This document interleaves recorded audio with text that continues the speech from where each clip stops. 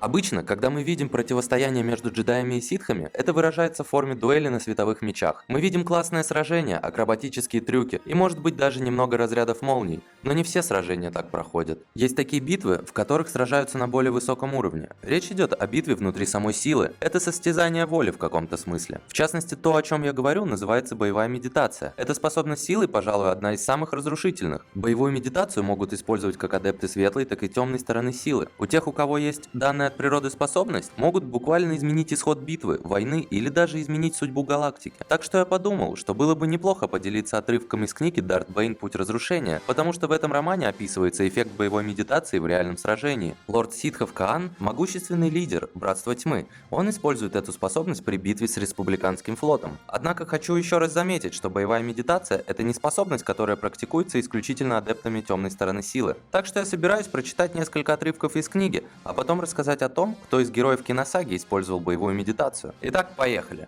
Ситы ударили без предупреждения всей своей массой, появившись из гиперпространства, что было почти самоубийственным маневром для такой крупной флотилии. Не успел прозвучать сигнал тревоги, как корабли Республики обнаружили, что находятся под обстрелом флота ситхов.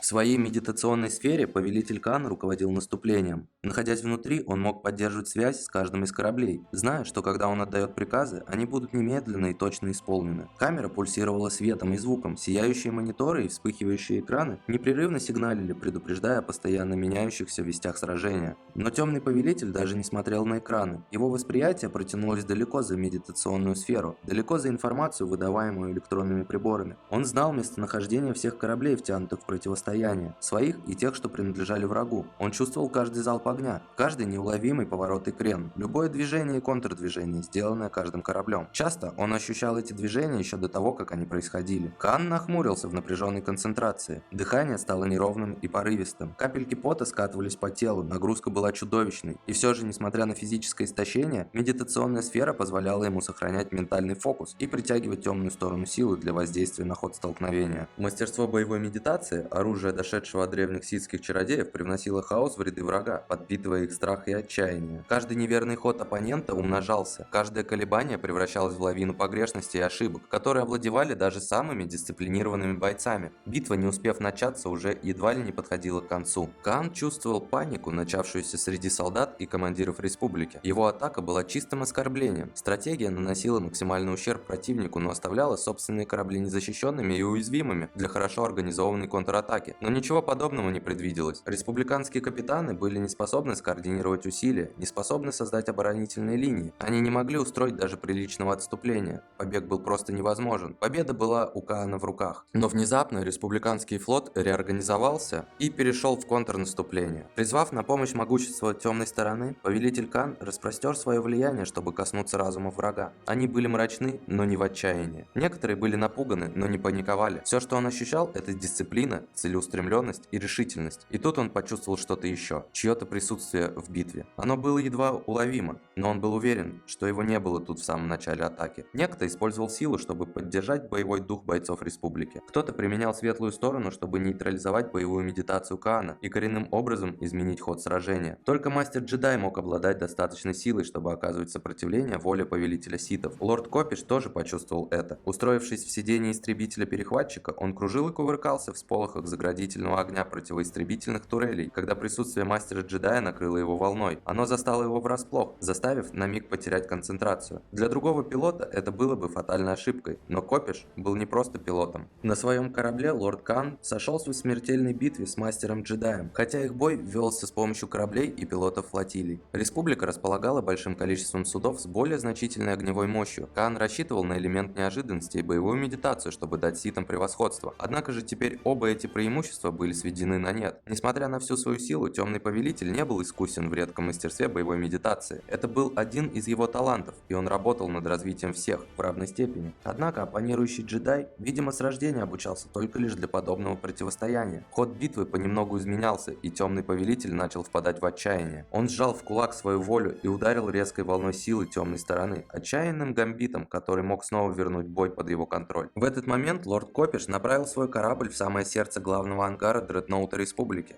Быстро и уверенно лорд Копиш зашагал по коридорам, ведомой силой, излучаемой мастером-джедаем. В конечном итоге лорд Копиш нашел того, кого искал. Смерть мастера-джедая вновь изменила ход боя. С Сопротивление рушилось, ситхи превратили битву в разгром, а затем и в резню. Незащищаемые больше могуществом светлой стороны силы, республиканские солдаты были вконец деморализованы ужасом и безысходностью, который породил в их разумах лорд Каан. Потери ситхов в этот день оказались крупнее, чем ожидалось, но победа их была абсолютна. Ни один республиканский корабль, пилот или солдат не вышел из той битвы при Русане живым.